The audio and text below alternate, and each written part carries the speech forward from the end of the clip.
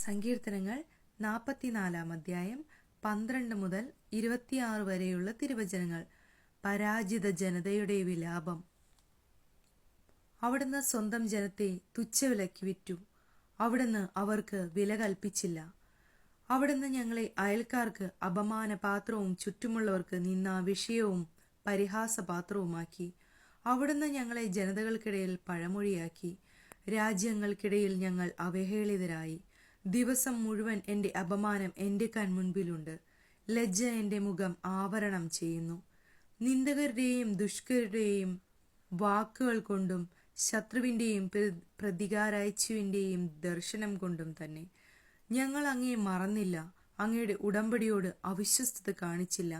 എന്നിട്ടും ഇത് ഞങ്ങൾക്ക് സംഭവിച്ചു. ഞങ്ങളുടെ ഹൃദയം പിന്തിരിയുകയോ ഞങ്ങളുടെ കാലടികൾ അങ്ങയുടെ വഴി വിട്ടുമാറുകയോ ചെയ്തില്ല. എന്നിട്ടും അവിടുന്ന് ഞങ്ങളെ കുറുനരികളുടെ സങ്കേതത്തിൽ ചിതറിക്കുകയും കൂരിരുട്ടുകൊണ്ട് ഞങ്ങളെ മൂടുകയും ചെയ്തു. ഞങ്ങൾ ഞങ്ങളുടെ ദൈവത്തിൻ്റെ നാമം മറക്കുകയോ അന്യദേവന്റെ മുൻപിൽ കൈകൾ വിരിച്ചു നിൽക്കുകയോ ചെയ്തിരുന്നുവെങ്കിൽ അത് ദൈവത്തിൻ്റെ കണ്ണിൽ പെടാതിരിക്കുമോ? ഹൃദയ രഹസ്യങ്ങൾ അവിടത്തേക്ക് അറിയാമല്ലോ. ഞങ്ങൾ അങ്ങയെ പ്രതി എല്ലായ്പ്പോഴും വധിക്കപ്പെടുന്നു. അറക്കാനുള്ള ആടുകളുമായി ഞങ്ങൾ കരുതപ്പെടുന്നു. കർത്താവേ, ഉണർന്നെഴുന്നേൽക്കണമേ.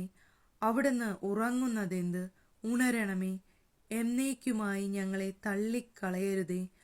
അവിടുന്ന് മുഖം മറയ്ക്കുന്നതെന്ത്? ഞങ്ങളേൽക്കുന്ന പീഡനങ്ങളും മർദ്ദനങ്ങളും അവിടുന്ന് മറക്കുന്നതെന്ത്? ഞങ്ങൾ പൂഴിയോളം താണിരിക്കുന്നു. ഞങ്ങളുടെ ശരീരം നിലംപറ്റിയിരിക്കുന്നു. ഉണർന്ന് ഞങ്ങളുടെ സഹായത്തിന് വരണമേ. അവിടുത്തെ കാരുണ്യത്തെ പ്രതി ഞങ്ങളെ മോചിപ്പിക്കണമേ.